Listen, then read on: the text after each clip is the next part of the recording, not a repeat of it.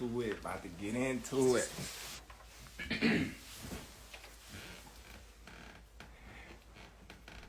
Yeah. Alright, so listen, y'all. I'm about to give it to y'all raw and uncut. You know. I started talking to Team Spence, I would say, and Haymon and them about May, you know, right after his fight, you know, just going back and forth. You know, they sending me a proposal with the interest of a Spence and Crawford fight. We didn't get a contract until August, and you know, it was just kind of like a regular contract. You know, it wasn't nothing. It was initial proposal. It wasn't even a contract. It was a proposal, and Spence, Crawford, the intentions of us fighting. Okay, so we going on the basically the negotiations of what a contract would look like before we actually got the actual contract. Al goes in to saying a guy that I don't know, never represented me, not affiliated with Team Crawford, have no whatsoever place in Team Crawford's, you know, stable, representing me in a contract which I have no nothing upon that I agreed to. So basically that was a standpoint of what the contract would look like. So basically I'm talking to Al and I'm like, Al, come on, man, I don't even know this guy. You know, how can you do that? And he's like, well, the guy stated he's a part of your team and whatnot. And you know, we going back and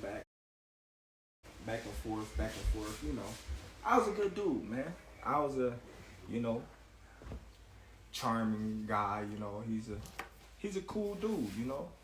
I kind of like talking to him, but at the same time, Spence is our guy. I'm not. So, of course, he's going to do what's best for, you know, his fighter, his guy.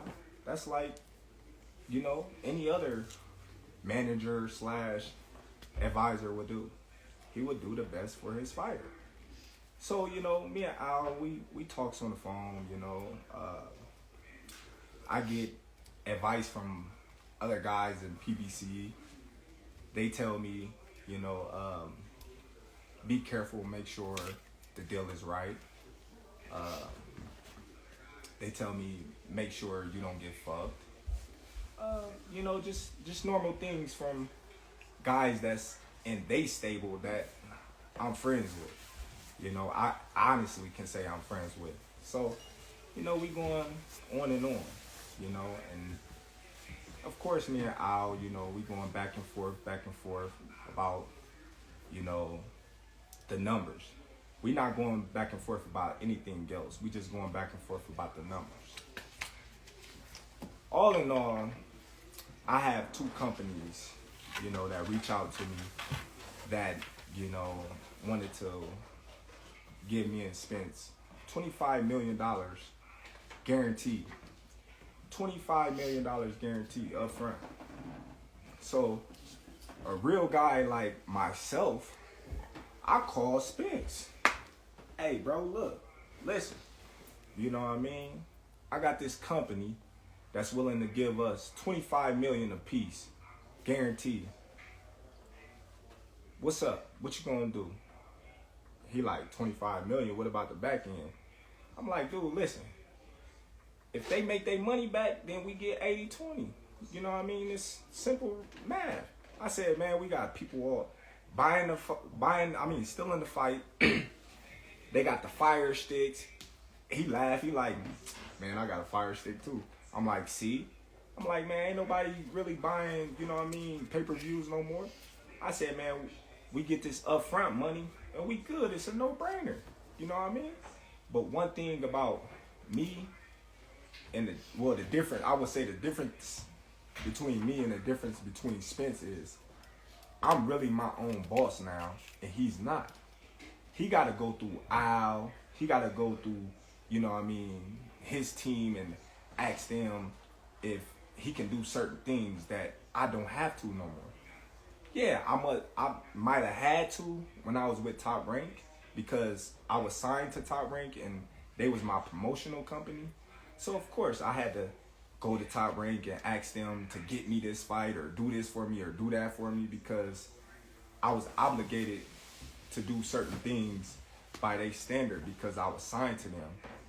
But now that I'm a free agent and I'm free to do whatever I want, I'm the one sitting at the table. I'm the one that's you know, talking directly to these high individuals. Errol Spence not talking to, you know what I mean, Terrance Crawford about the fight. You know what I mean? Errol Spence wasn't at the table. Errol Spence can't tell you or show you a contract that, you know what I mean, says Terrance Crawford, Errol Spence, you know, that he was there on the negotiations of. He can't do it. You know, so he had to go back and ask Al for permission, you know, if he can, you know, take this big chunk of lump sum of money to fight Terrance Crawford, which he didn't call me back, so I proposed it to Al. I hit up Al. I'm like, Al, listen, you know, man, I got this big hedge fund company out here, you know, they claim they know you. Not one, but two. Not one, but two. You know what I mean? Two companies willing to put 20 plus million in both of our pocket, guaranteed. Al tell me straight up, I'm not letting nobody touch this fight. Like, all right, cool. But I'm like, why? He like, why would you want to put a ceiling on yourself? Why you want to put a cap on yourself? I'm like, well, that's not putting a cap on myself if this company is taking a risk. And, you know, high risk, you know what I mean, high reward. If that's the case, you know, I can't seem to see a fight that's been doing millions, you know, since Floyd and them. So, you know, that was an altercation, you know. I asked Al, I said, since this fight is dragging on with me and Spence and we can't get things together, why don't I come out and meet you with my lawyer and we just wrap it up? Just me and you and my lawyer. Al said, you know, his mother was, you know what I mean, not doing too well, and I honor that and I respect that. You know, family first. I'm a family oriented type of guy, so I know what it is, you know, to, you know, put your family first. So I'm cool with that. But then again, you know, as negotiations still drag on, and I had stated that I wanted to fight in this year, I asked Al again because we seemed like we wasn't getting nowhere. So I asked Al, I said, Al, listen, why don't you get Spence and you, since you his representative, and I'll get myself and my lawyer, and we just make this fight, you know what I mean, anything we gotta do, we can do it right there and sign, seal, deliver. And Al told me straight up, that ain't never happened in the history of ever, where two fighters sit down at the table and they come to an agreement and they get a fight made like that. Not even Floyd Mayweather and Manny Pacquiao. So I'm like, okay, well, it's the first time for everything. I never heard of a fighter ever taking zero guarantee in a fight.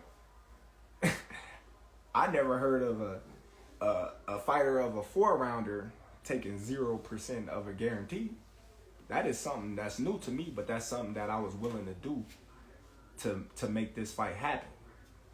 You know, a lot of people, you know, they say, oh, well, Terrance, you ducked, or Terrance, you did this and you didn't want to fight Spence. I'm the only one that was taking all the risks. You know, I told him, all right, cool. I take no guarantee. I take, the less end of the money. You know, whatever it is you want, I take it because that's how much confidence I got that I'm gonna beat that man. That's how much confidence I got I'm gonna beat that man. So, even though I know I was getting fucked in the long run, I just, wanted a little transparency. I said, okay, if I'm gonna bet on myself and I'm gonna go against all the odds, then I wanna, a little transparency. Of course, I wanna be able to write off on, things that's gonna affect my check. Of course, I wanna see if the numbers add up to what they telling me. You're not gonna go in. It's just simple to me to think that a person will go in a business with a person 50-50 and this person would tell them, well, you got to give me 50% down and I give you 50%.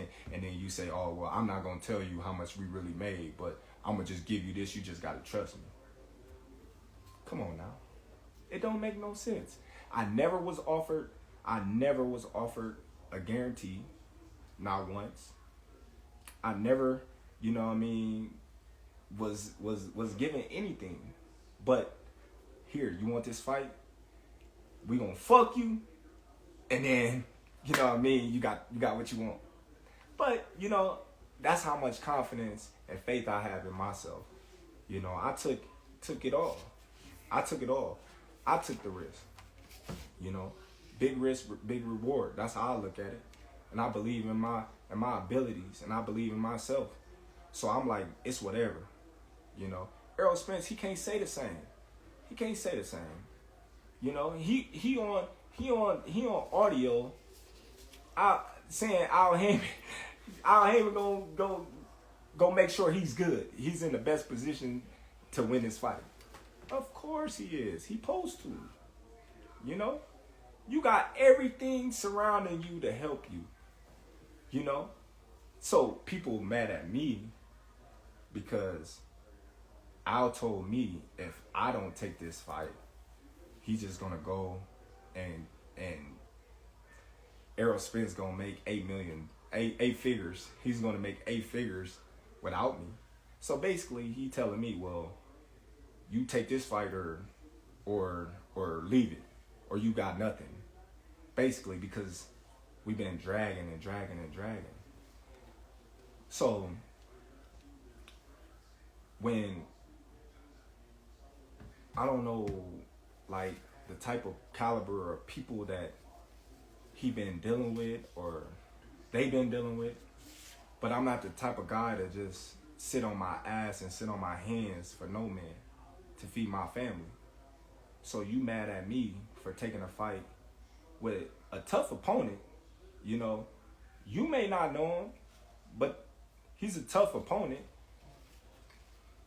for a bigger purse, a guarantee that I wasn't even gonna get. You crazy in the head. You crazy in the head. So now here we go, back to square, one. Like, what do you really expect? You expect me to be disrespected, ran over, stepped on, and just sit there and just take it?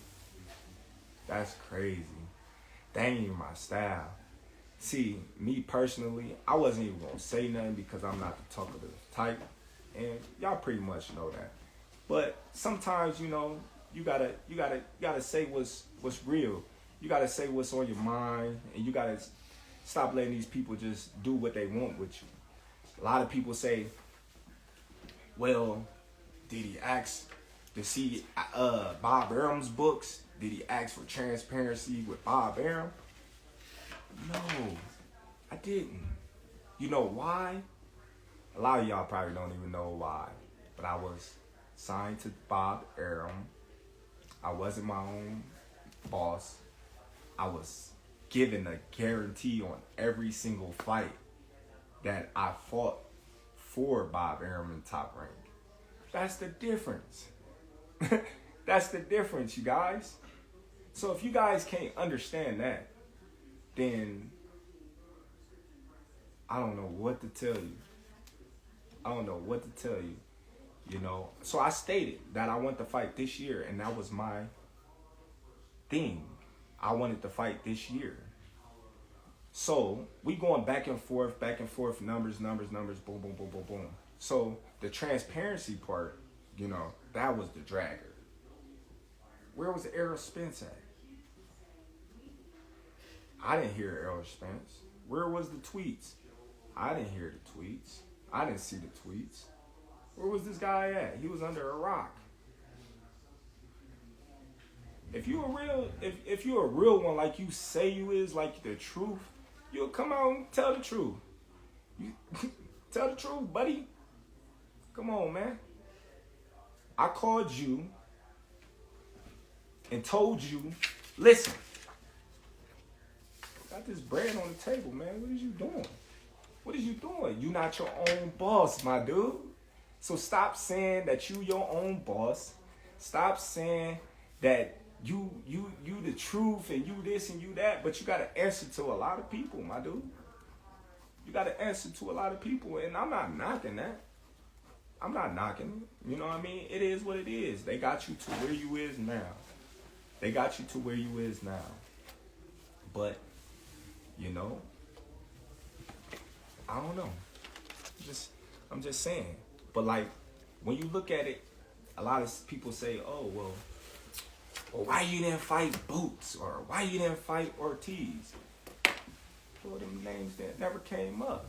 I would have fought them names in a heartbeat. Come on, man. I'm the best fighter in the world. Who you think I am? Who you think I am? I'm the best fighter in the world. I always fought in my mandatories. I ain't never ducked my mandatories. But, you know, yet and still, I hear through the grapevine, Spence is about to fight a guy that he promised and he swore that he wasn't going to fight, which is Keith Thurman. Now, I don't know how true that is, but that's what's floating around. So, what's up with the trueness with that? You swear up and down that you're not gonna fight this guy. You don't care what nobody say. Now you about to fight him. So that means you was lying, buddy. But you know why he gotta fight Thurman? You wanna know why, fans? Because of the money.